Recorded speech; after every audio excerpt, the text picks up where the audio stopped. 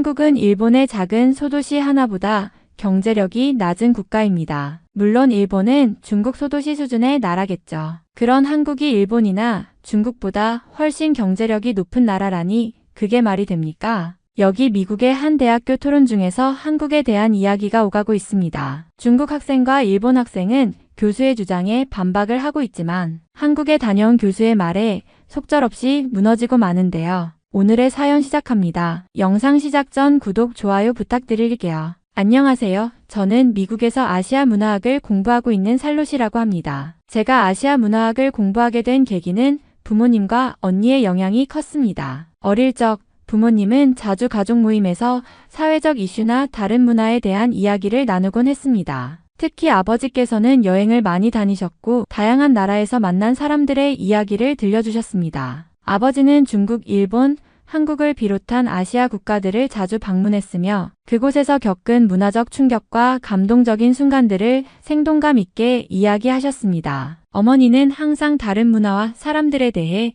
열린 마음을 가지라고 가르쳐 주셨고 세상에는 우리가 모르는 가치 있는 것들이 많다는 말을 자주 하셨습니다. 이러한 부모님의 영향으로 저는 어릴 때부터 다양한 문화에 대한 호기심을 키웠고 아시아 문화에 대해서도 자연스럽게 관심을 가지게 되었습니다. 특히 언니의 영향이 제 문화적 관심에 큰 영향을 미쳤습니다. 언니는 고등학교 시절부터 K-팝에 완전히 빠져 있었습니다. 어느 날 집에 돌아오니 언니는 방 안에서 계속해서 한국 아이돌 그룹의 공연 영상을 보며 춤을 따라하고 있었고 그 모습이 너무 인상 깊어서 저도 모르게 관심을 가지게 되었습니다. 언니는 자주 저에게 K-팝 가수들의 음악을 추천해 주었고 그 중에서도 방탄소년단과 EXO의 팬이 되었습니다. 언니는 그들의 노래뿐만 아니라 그들의 문화적 배경과 사회적 메시지까지 깊이 연구하며 그들과의 소통을 중요시했죠. 그런 언니를 보며 저도 자연스럽게 한국 문화와 사회에 대해 더 알고 싶다는 생각이 들었습니다. 언니는 단순히 음악만 즐기는 것이 아니라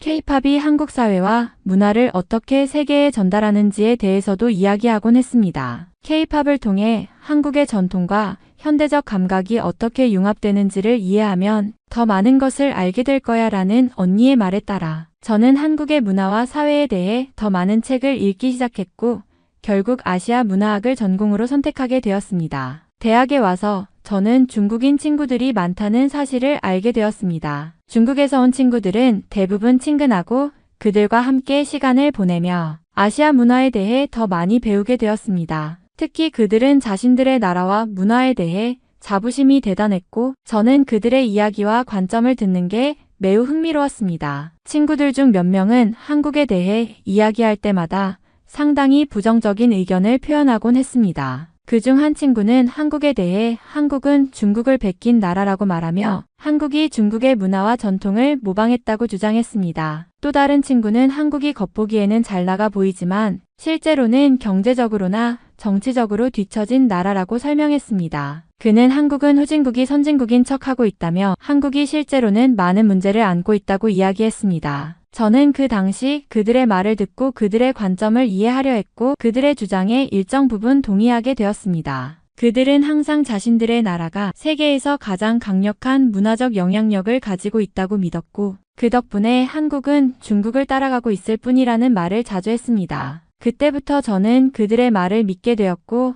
한국에 대한 부정적인 시각을 가지게 되었습니다. 그들이 말하는 대로 한국은 중국의 영향을 많이 받았고 그들에 비해 경제적, 문화적으로 뒤처져 있는 나라인 것 같다는 생각이 들었습니다. 이 시점에서 저는 아시아와 한국에 대한 제 이해가 그 친구들의 시각에 많이 영향을 받았다고 느꼈습니다. 사실 그렇잖아요. 한국은 중국 옆에 있는 작은 나라이고 중국의 인구가 한국의 30배라고 하는데 한국이 중국보다 더 나은 문화적 환경에 있다는 것은 말이 안 되죠. 그래서 그때부터 저는 한국에 대한 부정적인 시각을 더욱 확고히 가지게 되었고 중국인 친구들의 말을 믿기 시작했습니다. 어느 날 친구들과 한국에 대한 이야기를 나누던 중 그들은 한국의 드라마나 영화가 모두 중국의 콘텐츠에서 영향을 받았다고 말했습니다. 한국 드라마나 영화가 유명해지긴 했지만 사실 그게 다 중국의 영향을 받은 것에 불과하다고 하며 중국의 전통적인 문화가 원조고 한국은 그걸 따라 한 것뿐이라고 주장했죠.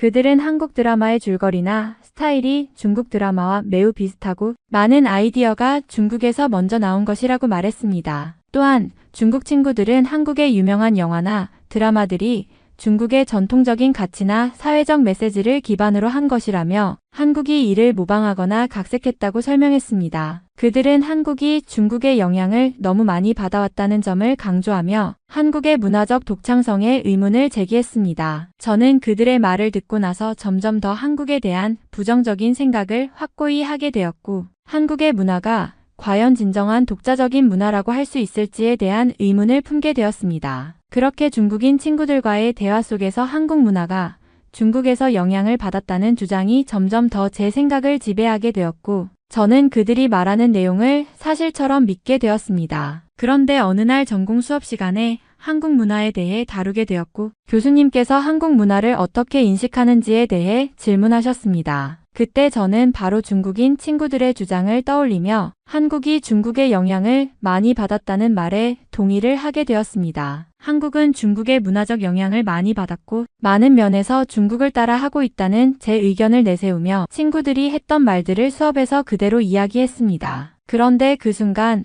일본인 친구가 손을 들더니 말을 꺼냈습니다. 그런데 한국이 사실 일본을 베꼈다고 보는 게 더 맞다고 말한 거죠. 모두가 그 친구를 주목했고 그 친구는 계속해서 말을 이어갔습니다. 한국의 많은 문화적 요소와 스타일, 특히 음악과 패션에서 일본의 영향을 크게 받았다. 일본이 먼저 발전시킨 문화적 흐름을 한국이 따라간 경우가 많고 특히 K-팝 같은 경우도 일본에서 유행한 아이돌 문화에서 영향을 받았다라고 주장한 거였습니다. 그 친구는 한국의 드라마와 영화 역시 일본의 영향을 많이 받았다고 말했습니다. 예를 들어 한국 드라마의 형식이나 등장인물, 설정, 이야기 구조가 일본 드라마와 유사한 부분이 많다는 것입니다. 그는 한국이 일본의 미디어 산업을 많이 벤치마킹했으며 일본의 문화적 트렌드가 한국에 큰 영향을 미쳤다고 말했습니다. 저는 그때 일본 친구의 주장이 조금 혼란스러웠지만 이전에 중국인 친구들의 이야기를 듣고 나서 그들의 말이 더 설득력 있게 느껴졌습니다. 일본인 친구의 말도 어느 정도 맞는 부분이 있을 수 있다고 생각했지만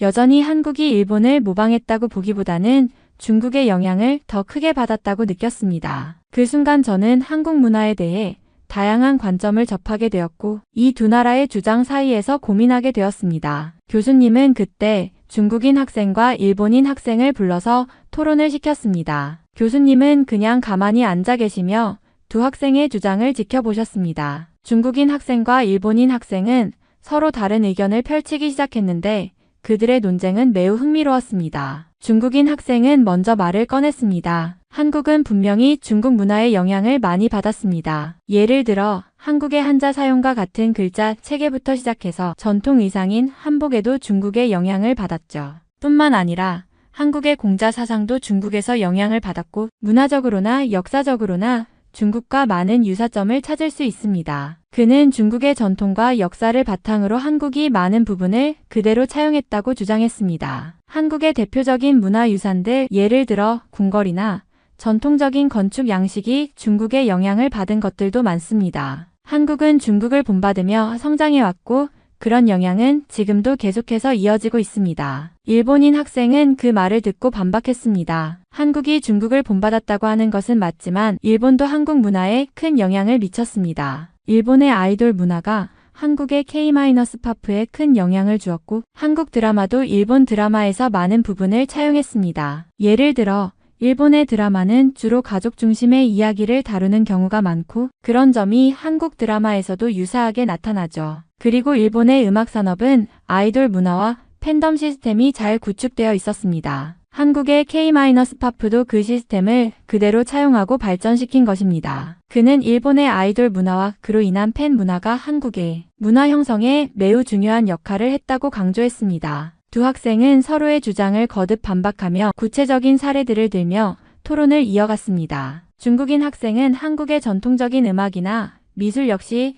중국의 영향을 받았다며 고대 한국의 불교 미술이나 고전 음악이 중국과 유사하다는 예시를 들었습니다. 반면 일본인 학생은 한국 드라마의 이야기가 일본 드라마와 비슷한 점이 많다. 특히 드라마에서의 치유 이야기나 청춘과 가족의 이야기는 일본의 드라마에서 시작된 것이라고 주장하며 한국의 영화와 드라마가 일본의 영향을 받았다는 점을 계속 강조했습니다. 교수님은 그들의 토론을 가만히 지켜보시면서 두 학생이 각각 제시한 사례에 대해 깊은 고찰을 하도록 유도하는 듯한 표정을 지으셨습니다. 이 토론은 한국 문화의 뿌리와 그 발전에 대해 한층 더 깊은 이해를 돕는 중요한 기회가 되었습니다. 그들의 논쟁 속에서 저는 한국 문화가 단순히 중국이나 일본의 영향을 받았다고 말하기엔 그 범위가 너무 넓고 복잡하다는 생각이 들었고, 그 후에 한국 문화에 대한 제 이해가 조금 더 확장되는 계기가 되었습니다. 토론이 이어지면서 중국인 학생과 일본인 학생은 과학기술 분야로 이야기를 확장했습니다. 교수님은 그들 두 사람에게 각 나라의 과학기술 발전을 어떻게 바라보는지 물었습니다. 두 학생은 역시 각자의 나라가 한국에 어떤 영향을 미쳤다고 주장하기 시작했습니다. 중국인 학생은 먼저 말을 꺼냈습니다. 한국의 과학기술 발전도 중국의 영향을 많이 받았다고 볼 수 있습니다. 예를 들어 한국의 제조업이나 전자산업은 중국의 기술과 생산 방식에 영향을 많이 받았죠. 한국의 대기업들이 중국과 협력하거나 중국 시장을 타겟으로 한 기술 개발을 많이 해왔습니다. 또한 한국의 인터넷 인프라나 전자상거래 시스템도 중국에서 영향을 받았습니다. 한국의 온라인 쇼핑몰, 결제 시스템 등이 중국의 알리바바나 텐센트와 비슷한 모델을 따르고 있죠. 한국은 중국에서 먼저 시작된 여러 기술적 트렌드를 따라간 측면이 있습니다. 그는 한국의 기술 혁신이 중국의 선두주자들에 의해 이끌어졌다고 주장했습니다. 일본인 학생은 그 말을 들은 후 바로 반박했습니다. 그렇지만 한국의 기술 산업은 일본을 기반으로 발전했다고 볼 수 있습니다. 예를 들어 한국의 자동차 산업이나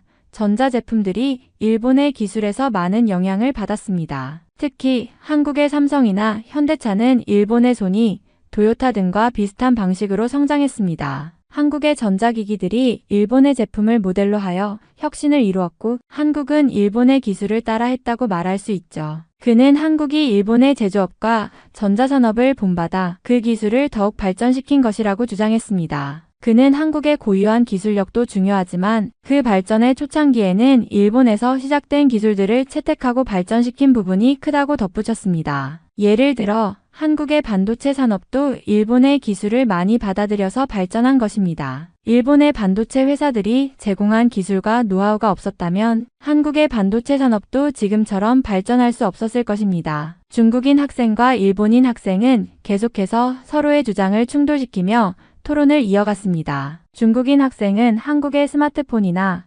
가전제품들도 중국의 최신 기술을 채택하고 중국의 대형 기술 기업들과 협력하고 있다며 한국이 기술 면에서도 중국을 따라가고 있다는 점을 강조했습니다. 일본인 학생은 그렇다고 해도 한국의 자동차 산업이나 전자기기에서 일본의 디자인이나 기술을 그대로 따라하는 부분이 많다고 반박하며 한국이 일본의 영향을 더 많이 받았다고 주장했습니다. 두 학생은 구체적인 사례들을 들며 서로의 주장을 펼쳤고 그 논쟁은 점점 격렬해졌습니다. 교수님은 그들의 말을 경청하면서도 한마디도 하지 않고 그저 지켜보시기만 했습니다. 그동안 저는 두 나라의 주장이 조금씩 다르게 들리면서도 한국이 어떤 문화적, 기술적 영향을 받았는지에 대해 더 깊이 고민하게 되었습니다. 한편으로는 한국이 중국과 일본의 영향을 다방면에서 받았다는 사실을 인지하면서도 한국이 그 영향을 어떻게 변형하고 발전시켰는지를 생각하게 되었던 순간이었습니다. 토론이 점점 더 거칠어지자 중국인 학생은 갑자기 일본인 학생의 주장을 반박하며 말을 꺼냈습니다. 그렇다고 해서 한국이 일본의 영향을 받았다고 주장하는 것도 이해가 가지만 일본이 사실은 중국을 베꼈다는 점도 간과해서는 안 됩니다.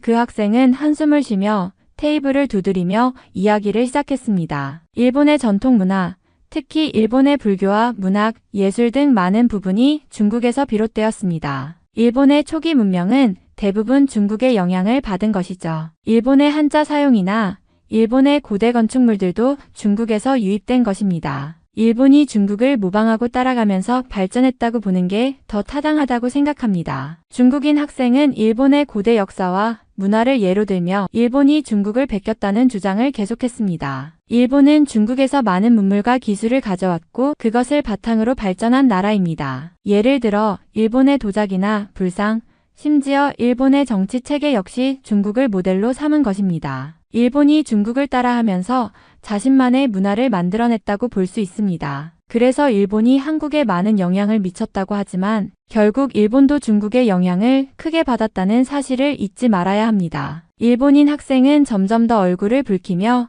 그 주장을 강하게 반박했습니다. 그건 전혀 맞지 않습니다. 일본은 중국의 영향을 받았지만 자신만의 독특한 문화를 발전시킨 나라입니다. 예를 들어 일본의 전통적인 차 문화나 꽃꽂이 그리고 가부키와 같은 공연 예술은 중국의 영향을 받으면서도 일본 고유의 것으로 변형되었습니다. 일본은 단순히 중국을 모방한 것이 아니라 그 문화적 요소들을 일본에 맞게 재구성하고 발전시킨 것입니다. 일본은 오히려 중국과는 다른 독특한 문화적 정체성을 가지고 있습니다. 이제 토론은 과거의 역사적 배경과 문화적 영향을 넘어서 각 나라의 문화적 자부심이 엇갈리는 상황으로 치닫고 있었습니다. 중국인 학생은 일본이 중국을 베꼈다고 주장하며 자신감을 얻었고, 일본인 학생은 일본의 독창성을 강조하며 한국과의 관계를 재조명하려 했습니다. 교수님은 그들의 말을 침착하게 듣고 계셨습니다. 교수님은 아무런 반응도 없이 그들의 주장에 귀를 기울였고 토론이 계속될수록 분위기는 점점 더 뜨거워졌습니다. 저는 그 순간 각 나라가 자신들의 역사와 문화를 어떻게 해석하는지 그리고 그들이 서로에게 어떤 영향을 미쳤는지에 대해 더 깊은 질문을 던지게 되었습니다. 한국도 중국과 일본 그리고 그 자신만의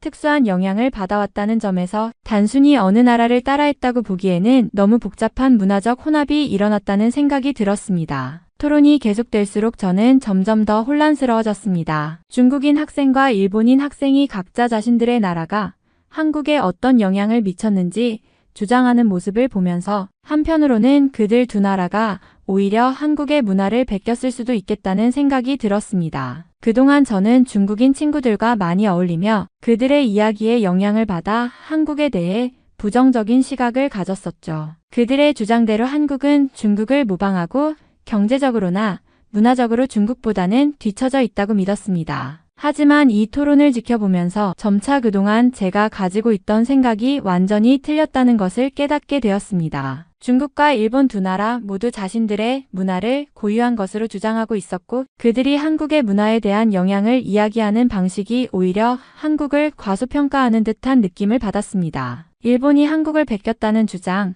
그리고 중국이 일본을 베꼈다는 이야기를 들으면서 결국은 한국이 이 두 나라의 문화를 결합하고 그들을 넘어서려 했던 것은 아닌가 하는 생각이 들었습니다. 저는 이때까지 중국인 친구들의 주장에 너무 치우쳐져 있었던 것 같습니다. 그들은 한국을 단지 중국을 모방한 나라라고 말했지만 이제는 한국이 그들만큼이나 독창적인 문화를 만들어낸 나라라는 사실을 다시 한번 깨닫게 되었습니다. 한국은 일본과 중국의 문화를 받아들이면서도 그것들을 고유하게 변화시켰고 그것을 바탕으로 자신만의 문화적 정체성을 확립했다고 생각하게 되었습니다. 이제는 한쪽에 치우쳐서 바라보는 것이 아니라 한국이 어떤 문화적 영향을 받았는지 그 복잡한 과정을 이해하려고 노력해야겠다는 결심을 하게 되었습니다. 저 자신도 토론을 통해 조금씩 더 균형 잡힌 시각을 갖게 된 것 같습니다. 한국은 중국과 일본을 비롯한 여러 나라들의 영향을 받으면서도 그 영향들을 어떻게 자신의 것으로 만들었는지에 대한 이야기를 이해하기 시작했죠.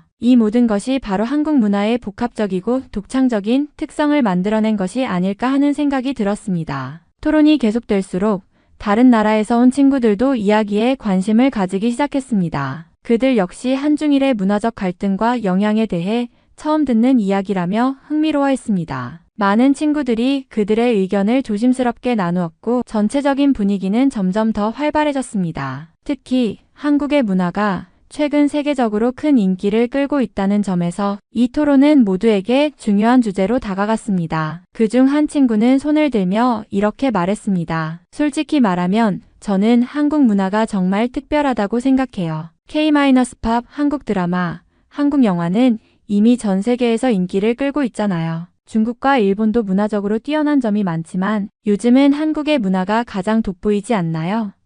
다른 친구도 동의하며 이어갔습니다. 저도 그렇게 생각해요. 한국은 이제 그만큼 전 세계적인 영향을 미치는 나라가 된 것 같아요. 일본이나 중국은 전통적인 문화가 강하지만 한국은 그 전통을 현대적인 감각으로 재창조한 점에서 더 혁신적인 느낌을 받았어요. 그들의 말에 이어 다른 친구들도 비슷한 주장을 했습니다. 저는 한국의 영화와 드라마가 정말 독특하고 강력한 매력을 지니고 있다고 생각해요. 일본의 애니메이션도 좋고 중국의 역사적인 드라마도 멋지지만 한국은 그걸 현대적인 문제와 감정선으로 풀어내는 방식이 정말 탁월한 것 같아요. K- 드라마는 그 자체로 전 세계 사람들에게 큰 감동을 주고 있잖아요. 일부 친구들은 한국의 음악산업, 특히 K-팝이 어떻게 전 세계적으로 큰 파급력을 가지게 되었는지에 대해 이야기했습니다. K-팝의 팬들은 정말 열정적이에요. 그들만의 독특한 스타일과 퍼포먼스는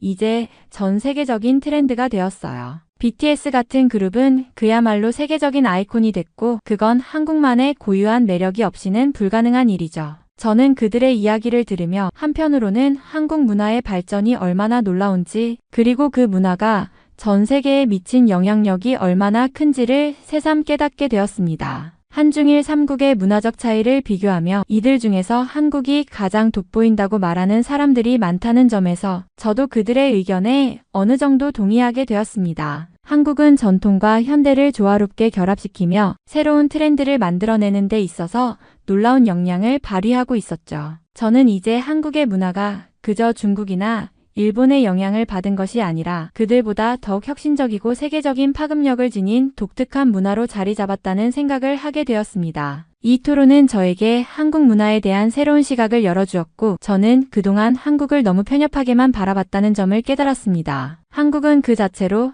세계인들에게 큰 영향을 끼칠 수 있는 독립적이고 강력한 문화적 존재임을 다시 한번 느끼게 되었죠. 이때 교수님은 잠시 고요해진 분위기 속에서 살며시 입을 열었습니다.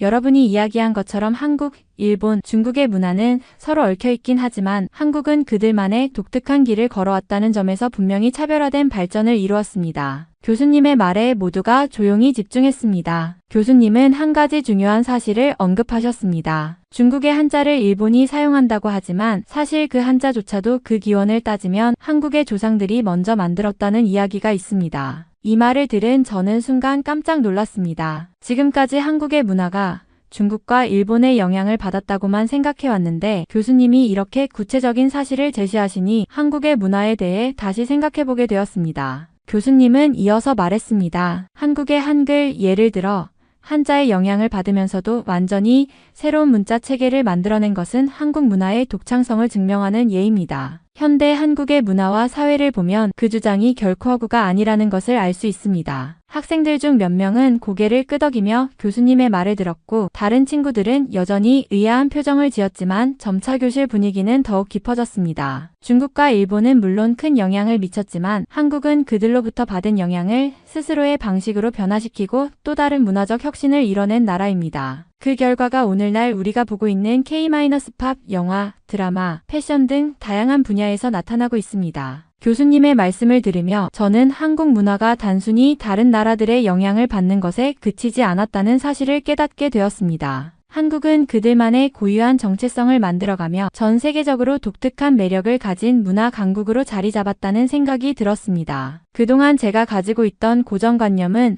점차 사라지고 한국 문화에 대한 깊은 이해가 생기기 시작했습니다. 저는 이제 한국이 일본이나 중국을 단순히 모방한 나라가 아니라 자신만의 문화적 뿌리와 창의력으로 세계적 영향을 미치는 독립적이고 혁신적인 국가라는 것을 받아들이기 시작했습니다. 교수님이 말씀하신 것처럼 한국의 문화는 그 자체로 강력한 존재이며 그 뿌리에는 한자, 한글을 비롯한 수많은 문화적 혁신이 자리하고 있다는 것을 더 깊이 이해하게 되었습니다. 교수님은 잠시 말을 멈추시고 우리 모두가 집중할 수 있도록 한 번 더 천천히 말문을 여셨습니다. 여러분, 한국은 이제 단순한 지역적 문화적 존재가 아닙니다. 한국은 이제 문화 강국입니다. 중국과 일본의 문화도 세계 곳곳에 뻗어나갔지만 그들의 문화는 주로 그들 자신의 역사적, 정치적 영향을 반영한 부분이 많습니다. 반면 한국 문화는 그저 과거의 그림자에 머무르지 않고 그만의 고유한 색채와 독창적인 콘텐츠를 통해 세계로 뻗어나가고 있습니다. 그 말에 저는 더욱 집중할 수밖에 없었습니다. 교수님은 한국 문화가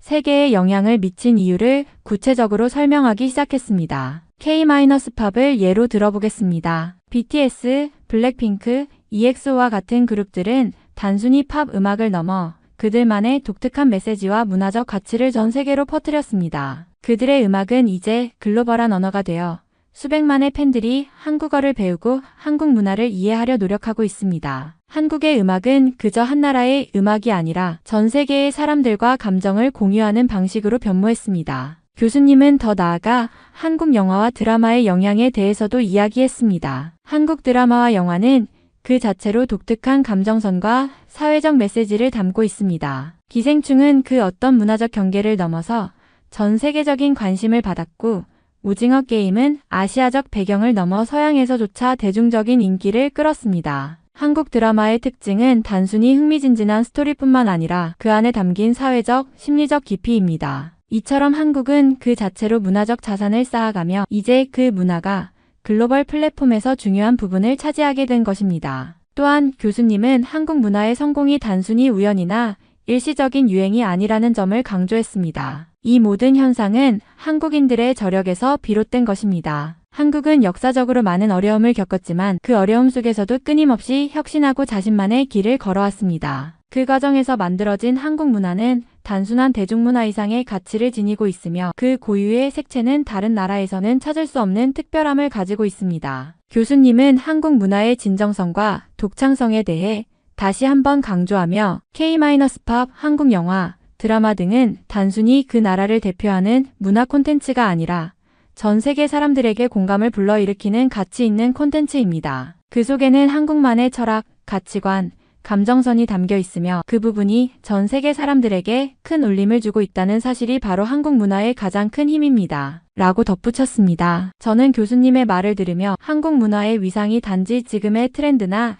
일시적인 현상이 아니라 깊은 역사적 뿌리와 강력한 혁신 정신에서 비롯된 것임을 확실히 깨닫게 되었습니다. 한국은 문화적으로 더 이상 작은 나라가 아니며 그 고유의 색깔과 매력으로 전 세계의 중심에 서 있는 강국이 되었다는 사실을 새삼 실감하게 되었습니다. 교수님의 말씀이 끝나자 그동안 조용히 듣고 있던 중국인 친구가 갑자기 손을 들며 목소리를 높였습니다. 저는 한국이 중국의 기술을 베꼈다는 사실을 말씀드리고 싶습니다. 한국이 세계에서 기술적으로 뛰어난 나라가 되었다고는 하지만 그 기술들이 대부분 중국에서 유래된 것이고 한국은 그걸 몰래 가져갔다고 생각합니다. 예를 들어 중국의 인터넷 기업들이 개발한 기술들이 한국에 그대로 적용된 사례들이 많습니다. 교수님과 다른 학생들이 잠시 고개를 돌려 그 친구를 바라보았고 그 친구는 자신이 말하는 내용을 계속해서 구체적으로 설명하기 시작했습니다. 한국이 스마트폰 산업에서 성공을 거두었지만 중국의 기술이 없었다면 그 자리에 있을 수 없었을 겁니다. 중국의 화웨이가 5G 기술을 처음 개발하고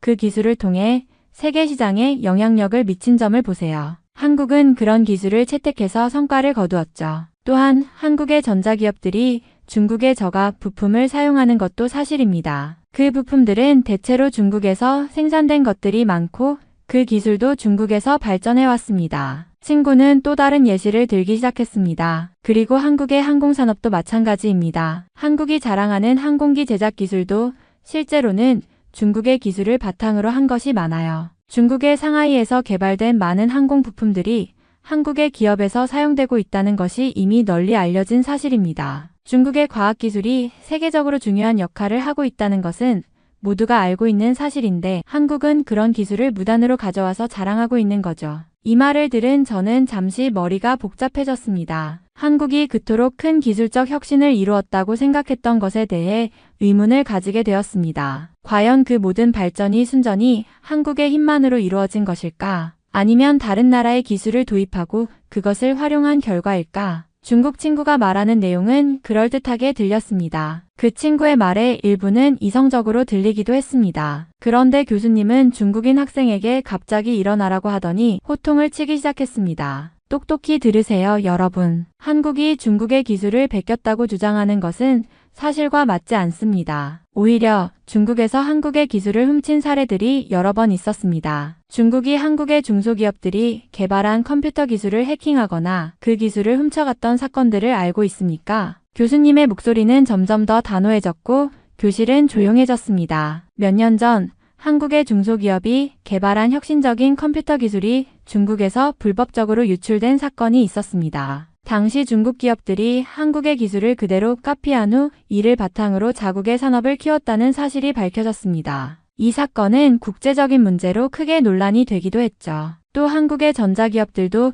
중국에서의 해킹과 기술 유출에 대해 여러 차례 경고를 한 적이 있습니다. 기술 유출을 통한 발전이 어떻게 이루어졌는지를 한번 곰곰이 생각해 보세요. 중국인 친구는 당황한 듯 표정이 굳어졌고 입술을 삐쭉 내며 잠시 말을 멈추었습니다. 그 상황을 바라보며 교수님은 계속해서 말씀을 이어갔습니다. 중국이 기술을 발전시키기 위해서는 한국뿐만 아니라 다른 나라의 기술을 도용하는 사례들이 빈번하게 발생했습니다. 이는 국제적으로도 인정받은 사실이고 여러 기업들이 중국의 해킹과 기술 절도 문제를 심각하게 다룬 바 있습니다. 교실 안에는 일순간 고요한 정적이 흐른 후 학생들이 속속 고개를 끄덕이며 교수님의 말에 공감하는 표정을 지었습니다. 교수님은 그 후 그래서 한국이 어떤 나라보다 기술적으로 뛰어난 이유는 단지 중국이나 일본의 영향을 받은 것이 아니라 그들만의 독창적인 기술 개발과 수많은 도전 그리고 창의적인 사고에 기반한 것입니다. 한국은 단순히 다른 나라의 기술을 사용하는 수준을 넘어섰습니다. 한국은 세계 시장에서 인정받는 기술 강국으로 성장했고 이는 한국만의 혁신적인 접근 방식에서 비롯된 것입니다. 그 말이 끝나자 중국인 친구는 더 이상 반박하지 못하고 조용히 앉아 있었습니다. 교수님의 날카로운 발언에 저는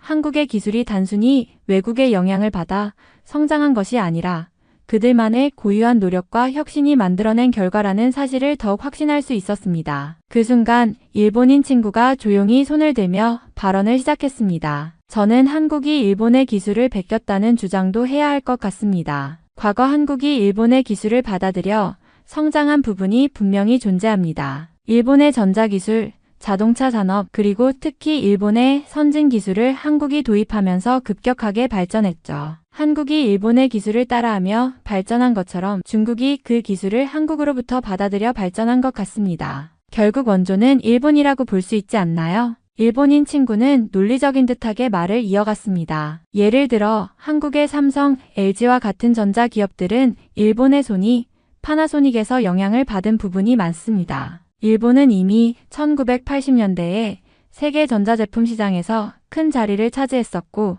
한국은 그 기술을 받아들여 빠르게 성장했습니다. 또한 일본의 자동차 산업도 한국 자동차 산업의 발달에 큰 영향을 미쳤습니다. 한국이 그 기술을 받아들여서 지금의 현대차, 기아차가 성장한 것입니다. 이렇게 보면 한국이 일본의 기술을 따라가며 성장한 것은 분명한 사실입니다. 그 말을 듣고 있던 교수님은 잠시 조용히 생각을 정리하신 후 고개를 끄덕이며 말씀하셨습니다. 맞습니다. 일본의 기술이 한국에 영향을 미친 것도 사실입니다. 그러나 그건 어떤 나라든지 발전 과정에서 겪는 자연스러운 일입니다. 하지만 그 영향이 한국을 세계적인 기술 강국으로 만들어낸 것은 단순히 일본의 기술을 베꼈기 때문만은 아닙니다. 교수님은 잠시 멈추시고 다시 한국의 독자적인 발전을 강조하셨습니다. 일본의 기술을 받아들였다고 해서 그것이 한국의 발전을 전적으로 설명할 수는 없습니다. 한국은 그 기술을 받아들여 현지화하고 개선하여 세계 시장에서 경쟁력을 가질 수 있는 기술로 발전시켰습니다. 일본의 영향을 받았지만 한국은 그것을 넘어설 수 있는 창의적이고 혁신적인 방법을 찾았고 결국 그만큼 독립적인 기술력을 축적해왔습니다. 교실 안은 잠시 침묵에 빠졌고 일본인 친구는 더 이상 반박하지 못한 채 자리에 앉았습니다. 중국인 학생과 일본인 친구의 주장에 대한 교수님의 설명이 매우 명확하게 들리면서 한국이 단순히 다른 나라의 기술을 베꼈다고 주장하는 것에는 한계가 있다는 생각이 들었습니다. 한국은 다른 나라의 기술을 받아들여 발전했을지 몰라도 그것을 뛰어넘는 혁신과 독창적인 발전을 통해 지금의 위치에 오른 나라임을 확실히 알게 되었습니다. 수업이 끝난 후 저는 교수님께 다가가 조용히 물었습니다. 교수님, 한국이 중국과 일본보다 기술적으로 위에 있는 이유가 명확히 뭔지 궁금합니다. 일본과 중국은 각자 강력한 기술을 가지고 있는데 어떻게 한국이 그들과 비교해 더 우위를 점할 수 있었는지 알고 싶습니다. 교수님은 잠시 생각하시더니 미소를 지으며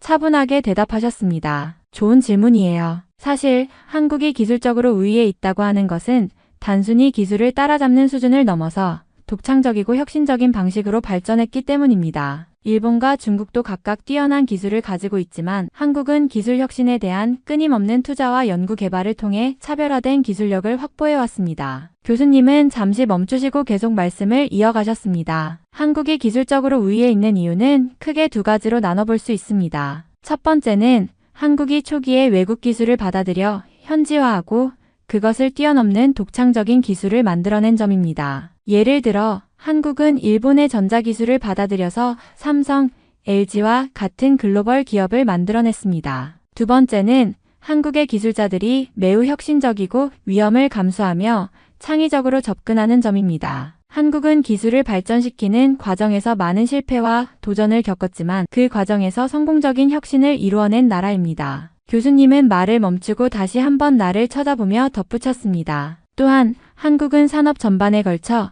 빠르게 변화하는 기술 트렌드를 잘 따라가고 그 변화를 선도하는 경우가 많습니다. 오지, 반도체, 전기차와 같은 분야에서 한국은 세계 시장에서 선도적인 위치를 차지하고 있습니다. 그만큼 한국은 기술에 대한 투자와 혁신을 중시하며 이를 통해 중국이나 일본을 넘어설 수 있었던 거죠. 교수님의 말은 매우 명확했고 그 안에서 한국이 다른 나라와 비교할 수 없는 독창적인 발전을 이루어냈다는 사실을 다시 한번 깨닫게 되었습니다. 한국은 단순히 다른 나라의 기술을 모방하는 수준을 넘어서 그것을 발전시키고 혁신하는 과정을 통해 세계적인 기술 강국으로 자리 잡았다는 것을 확신할 수 있었습니다. 그날 이후 중국인 친구들은 계속해서 씩씩거리며 저에게 하소연을 했습니다. 한국이 중국의 문화를 베끼고 그 뒤에 중국을 뛰어넘었다.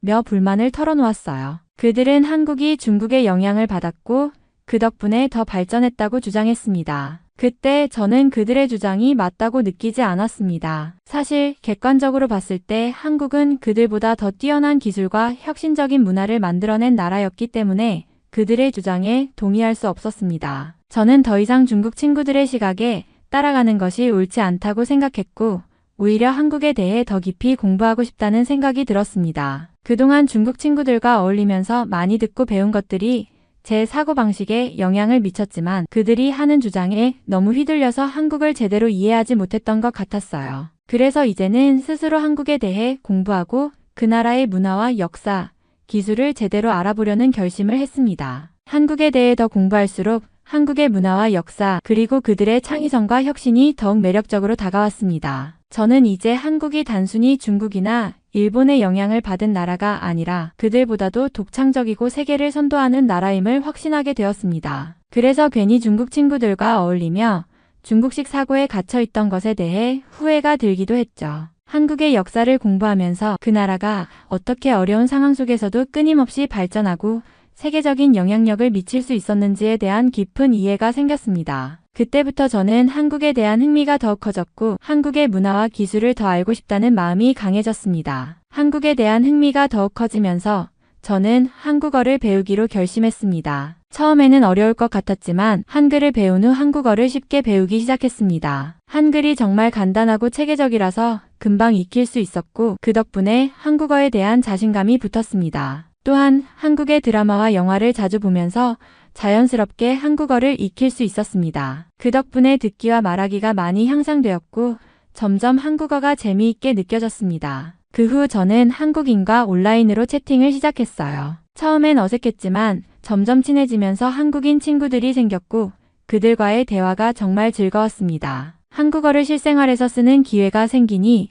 더욱 자연스럽게 배우게 되었고 친구들과의 대화 덕분에 더 많은 한국 문화를 알게 되었습니다. 그들은 한국의 일상, 음식, 음악, 그리고 문화에 대해 많이 알려주었고 저는 그들의 문화에 더욱 빠져들게 되었습니다. 특히 한국인 친구들과 나눈 대화는 제가 한국을 더 깊이 이해하는데 큰 도움이 되었고 그들의 따뜻하고 친절한 성격 덕분에 점점 한국에 대한 애정이 커졌습니다. 온라인에서 친해진 한국인 친구들과의 소통을 통해 저는 한국이 단순한 외국의 나라가 아니라 제 마음속에서 특별한 의미를 갖는 나라가 되어갔습니다. 온라인에서 한국인 친구들과 채팅을 하면서 저는 한국에 대한 관심이 많고 한국 문화를 진지하게 배우고자 하는 사람들 외에도 한국인 행세를 하는 중국인들이 많다는 사실을 알게 되었습니다. 그들은 종종 자신을 한국인처럼 꾸미고 한국어를 잘 구사하려고 노력하며 한국에 대한 자부심을 강조하는 모습을 보였습니다. 하지만 그들의 진짜 의도를 알게 된 후 저는 그들이 한국에 대한 깊은 이해나 애정을 가지고 있는 것이 아니라 단순히 한국인으로 보이려는 모습만 있었다는 점을 깨닫게 되었습니다. 이들은 한국의 소프트 파워, 즉 한국이 세계적으로 영향력을 끼치는 문화와 경제적 힘에 편승하려는 욕망을 가지고 있었고 이를 공짜로 얻으려는 태도가 정말 불쾌하게 느껴졌습니다. 한국인처럼 보이려고만 하고 실제로 한국에 대한 깊은 이해나 애정은 전혀 없었던 그들의 모습은 마치 노력 없이 좋은 것만 얻으려는 태도로 보였기 때문입니다. 그들이 자꾸 한국인 행세를 하면서 한국을 부러워하는 모습을 보니 오히려 한국을 진지하게 배우고자 하는 제 입장에서 그들의 행동이 불편하게 느껴졌습니다. 그들은 한국이 부럽고 그 나라의 문화와 성취에 대한 자격지심을 가지고 있었기 때문에 그렇게 한국을 흉내내며 자신의 정체성을 한국인처럼 꾸미려는 모습을 보였죠. 그럴수록 저는 한국을 진심으로 배우고 존경하는 마음을 더 확고히 가지게 되었고 그들의 무책임한 행동에 실망을 느꼈습니다. 한국인들과 대화하면서 그들의 사고방식과 가치관에 흠뻑 빠지게 되었습니다. 처음에는 한국에 대해 알기 시작하면서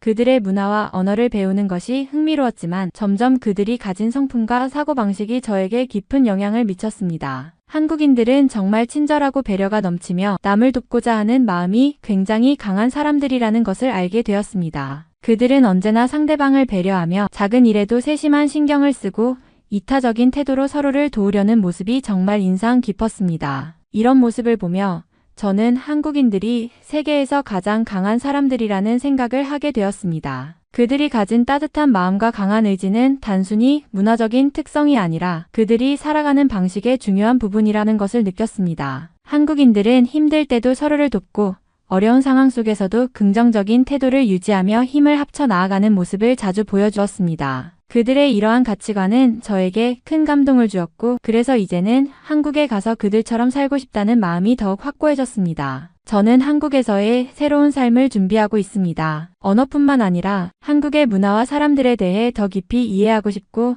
한국에서 진정한 경험을 쌓고 싶습니다. 한국은 그저 하나의 나라가 아니라 저에게는 사람들이 가지는 따뜻한 마음과 강한 의지를 배우고 경험할 수 있는 특별한 곳이 되었습니다. 이번 사연은 여기서 마무리하도록 하겠습니다. 끝까지 시청해주셔서 감사드립니다. 좋아요와 구독은 영상 제작에 큰 힘이 됩니다. 꼭 한 번씩만 눌러주세요. 감사합니다.